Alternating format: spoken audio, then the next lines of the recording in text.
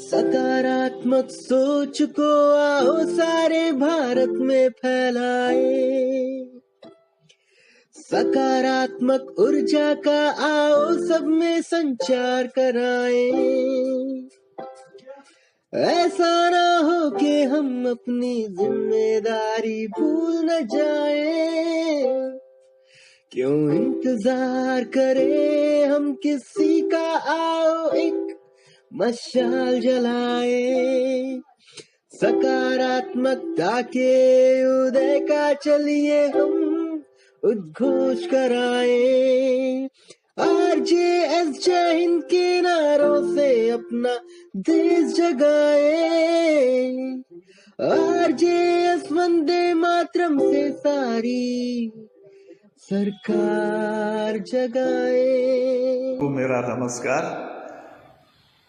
आज इस पैनल में जो महानुभाव उपस्थित हैं उन सभी को नमस्कार, और इस कार्यक्रम के संयोजक उदय बन्ना जी, जो कि बहुत देर से इस प्रयास में थे कि आपका और मेरा आपस में समन्वय हो सके, हम आपस में आमने सामने बात कर सकें, लेकिन मैं अभी जहाँ पर हूँ वहाँ पर नेट की प्रॉब्लम है, इस कारण सीधी बात नहीं हो रही है। उन्होंने मुझे कहा है कि मैं अपनी बात एक छोटा सा वीडियो बना करके आपको भेज दूं, तो मेरा ये छोटा सा प्रयास इसी सिलसिले में है। आज जबकि हम विश्व रेडियो दिवस मना रहे हैं, आप जानते हैं कि 1946 में संयुक्त राष्ट्र का जो रेडियो था वो आज ही के दिन शुरू हुआ था, और 2011 में ये तय किया गया कि जैसे कि UN बहुत सारे दिवस मनाता है, उसी तरह से रेडियो दिवस भी मनाया जाना चाहिए। तो विश्व रेडियो दिवस 13 फरवरी को मनाए जाने का संकल्प हुआ, और तब से ये निरंतर आगे से आगे बढ़ता चला जा रहा है, और रेडियो को इस बदलती हुई दुनिया में जीवित रखने का या याद रखने का एक अच्छा सिलसिला शुरू हुआ है। मैं आगे बढ़ूं उससे पहले एक दुखद घटना की ओर स्मरण करना चाहता हूं। मुझे नहीं मालूम कि इस कार्यक्रम में इस बात पर कोई चर्चा हुई है या नहीं हुई है, लेकिन आज एक दुखद समाचार ये रहा कि रेडियो और दूरदर्शन के बहुत बड़े ब्रॉडकास्टर शरद दत्त जी का आज निधन हो गया है। 1946 में उनका जन्म लाहौर में हुआ था, और 17 साल की उम्र से वे रेडियो से जुड़ गए थे। उस दौर में रेडियो बहुत पॉपुलर एक इकाई होता था, और बाद में जब भारत में दूरदर्शन का प्रसार हुआ तो उस समय उन्होंने उस माध्यम में अपने तमाम ज्ञान को और अनुभव को श्रोताओं के साथ साझा किया। वे बहुत बड़े मनीषी थे। हमारे समय में वे आकाशवाणी दिल्ली में गांधी जी पर एक लंबी श्रृंखला पर अपनी बात कहने के लिए आते रहे हैं, और आज उनका निधन हुआ है। हम सभी उनको स्मरण करते हैं और उनको अपनी श्रद्धांजलि भी देते हैं। मैं अपनी श्रद्धांजलि पेश करता हूं कि हम उन्हें याद रखेंगे, और उनकी जो आवाज़ थी बहुत ही उच्च कोटि की, और उनका कहने का तरीका, क्योंकि ड्रामा आर्टिस्ट थे इसलिए लोग जो है, और कोई आदमी तो प्रकृति से सीधे सीखता है, लेकिन जो ड्रामा आर्टिस्ट होते हैं ईश्वर उनको कुछ और अतिरिक्त ज्ञान देता है। अब बात आती है कि हम रेडियो को याद रखें, तो मुझे लगता है कि सचमुच हम उस दौर में जिए हैं जिस दौर में, अगर ये देखें कि भारत और चीन के बीच में जब लड़ाई हुई थी तो उस समय रेडियो पॉपुलर तो था, लेकिन रेडियो सुलभ नहीं था। गांव-गांव तक जो है रेडियो नहीं पहुंच पाता था और लोगों के पास इतने संसाधन भी नहीं होते थे कि वे एक बहुत बड़े से रेडियो सेट को खरीद सकें या वहां बिजली की व्यवस्था हो या कुछ इस तरह की बात हो। बाद में जब ट्रांजिस्टर्स आ गए तो फिर उसके बाद तो जो है जीवन काफ़ी सरल हो गया।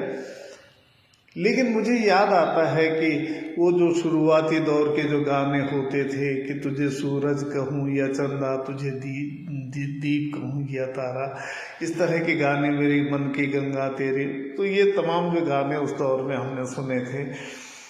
आज के दौर में शायद लोग उसकी कल्पना भी नहीं कर सकते हैं कि कितना स्वर्णिम युग था वो। कोई भी फिल्म अगर जो है बाजार उसमें थिएटरों में लग रही है तो उसके गाने ऑल इंडिया रेडियो से बजना शुरू हो जाते थे और उससे जो है ये पता चलता था कि ये फला फिल्म आने वाली है और ये इस तरह से हमारा मनोरंजन करेगी। और उस पर जो समीक्षाएं वगैरह आती थी बहुत पॉपुलर हुआ करती थी।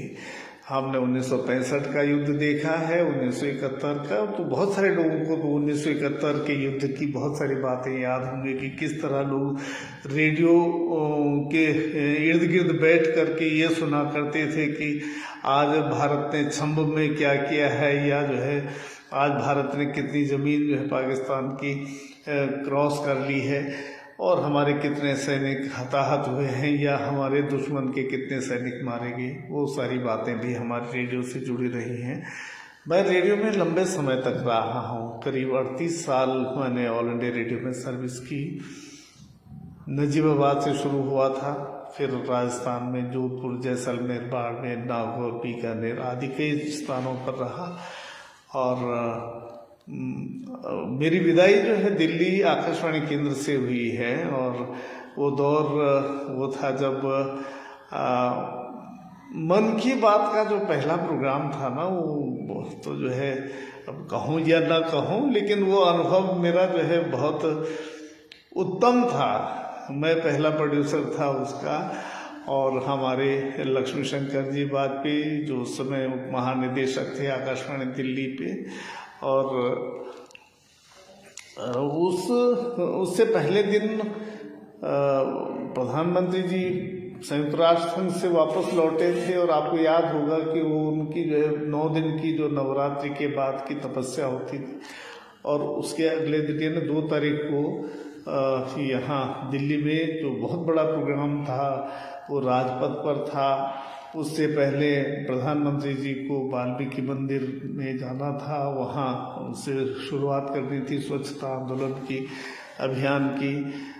इधर हमारे कार्यक्रम जो कि वहाँ राजघाट पर भी लाइव था और यहाँ जनपथ पर भी हमारा प्रोग्राम लाइव था और साथ में मुझे जो है दायित्व था कि मन की बात भी करना है। तो उसके अंदरूनी पन्ने अभी नहीं खोलूँगा, वो मैं अपनी एक जो आत्मकथा कही है उसे या मेरे संस्मरण कहें उसमें उस बात को मैं लिख चुका हूँ। और लेकिन बहुत ऐसे क्षण देखे हैं मैंने उस दौर में जब रेडियो नहीं था और राजीव गांधी उस समय भारत के प्रधानमंत्री थे। ये 87-88 के करीब की बात हुई जबकि अकाल भी पड़ा था राजस्थान में जोरदार का। तो राजीव गांधी जी एज ए प्रधानमंत्री जब राजस्थान में आए, 3-4 जगहों पर उनके दौरे थे। मेरी ड्यूटी लगी थी उस समय पाकिस्तान बॉर्डर पर, यानी जैसलमेर जिले के मुख्यालय जैसलमेर से करीब 135 किलोमीटर जगह है म्याजलार, और म्याजलार से करीब 25 किलोमीटर का रास्ता नहीं है, वो रेत के धोरों में से है। और फिर हम म्याजलार पहुँचे, वहाँ पोचीना पहुँचे, म्याजलार से पोचीना, तो रेत के टिब्बों में से हो करके जो 25 किलोमीटर था उसको पार करने में हमें 5 घंटे लगे थे। और वहाँ का जो अनुभव था वो भी बहुत जोरदार का था। मैं एक दौर में जब यूथ प्रोग्राम का मैं इंचार्ज भी था और साथ साथ में प्रस्तुत करता भी था, आकाशवाणी जोधपुर में था और मेरे एक साथी हैं, अब अभी वे बहुत ख्याति प्राप्त हैं, मुकुल गोस्वामी। तो मुकुल गोस्वामी और मैं दोनों ही यूथ प्रोग्राम शाम को 5:05 पर समाचार के बाद से हम लोग देते थे। करीब 55 मिनट का प्रोग्राम होता था। एक दिन का किस्सा सुनाता हूँ मैं आपको कि हम दोनों इतने जो है आपस में घुल मिल गए थे कि ये पता नहीं चलता था कि कौन, मतलब जैसे एक दो शरीर और एक जान वाली जैसी बात होती। कंसोल पर मुकुल गोस्वामी बैठे हुए थे और मैं कंसोल के दूसरी तरफ बैठा था। जैसे प्रोग्राम की जो है संकेत धुन पूरी हुई और हमें एक था अभिवादन करने का समय होता है, तो मुकुल गोस्वामी ने कहा कि युवाणी के सभी श्रोताओं को पार्थ सारथी थपलियाल का नमस्कार। और ये कहते ही एहसास हो गया कि मैं गलत बोल दिया हूँ। तुरंत जीभ निकाली, मैंने सामने देख लिया और साथ में मुकुल गोस्वामी का भी नमस्कार कहते हुए मैंने अपनी बात शुरू की और कहा, भाई मुकुल जी, आप ऐसा काम क्यों कर रहे हैं? क्या श्रोता हमें जानते नहीं हैं? क्या हमारी आवाज़ें पहचानते नहीं हैं? ये शुरू में ही क्यों खेल करने का मन में आया? तो तुरंत उन्होंने जो है अच्छा, ये होता है किसी प्रोग्रामर का जो है कि उसके दिमाग कितना तेज से, जितनी देर में बात हो गई तो वो गाना जो है, हमसे का भूल हो गई माफी दे दो, इस तरह के जो है। और अनंत हरि कथा अनंत, हमने स्वर्णिम जीवन जिया है और श्रोताओं से हमारा इतना रहा है कि जब मैं नमस्कार प्रोग्राम करता था यानी आकाशवाणी जोधपुर में सुबह 7 से 8 बजे, 6:55 से 7:55 तक होता था, और उस प्रोग्राम में हमारी जो पहुंच थी वो झारखंड तक भी थी और अल्मोड़ा तक भी थी, और लोग हमें वहाँ से अपने अपनी समस्याएं भी बताते थे। इवन कि महाराष्ट्र से भी हमारे पास आते थे, इवन कि पाकिस्तान की तरफ से भी हमारे पास चिट्ठियाँ आती थी। तो वो दौर हमारा जो है स्वर्णिम काल था एज ए रेडियो ब्रॉडकास्टर। कथाएं बहुत हैं, कहाँ तक किसको कहें और किसको न कहें, ये वाली समस्या है। लेकिन आज जब विश्व रेडियो दिवस मनाया जा रहा है, मैं अपनी तरफ से हमारे उन तमाम श्रोताओं का हार्दिक अभिनंदन भी करता हूँ और धन्यवाद भी करता हूँ जो उस यात्रा में हमारे साथ लगातार बने रहे, अब भी बने रहे हैं और आगे बने रहे, इसकी हम कामना करते हैं। श्रोता इसी तरह से रेडियो से जुड़े रहें और इस विधा को जीवित रखने में अपनी भूमिका जरूर निभाएं, क्योंकि ये विधा वो है जो कि कानों की विधा है। तो हमारी जो भी बात होती है उसका चित्र श्रोता के मस्तिष्क पर उभरना चाहिए, ताकि उसकी कल्पनाएं उससे द्विगुणित हो सकें। तो बहुत बहुत शुभकामनाएं और नमस्कार।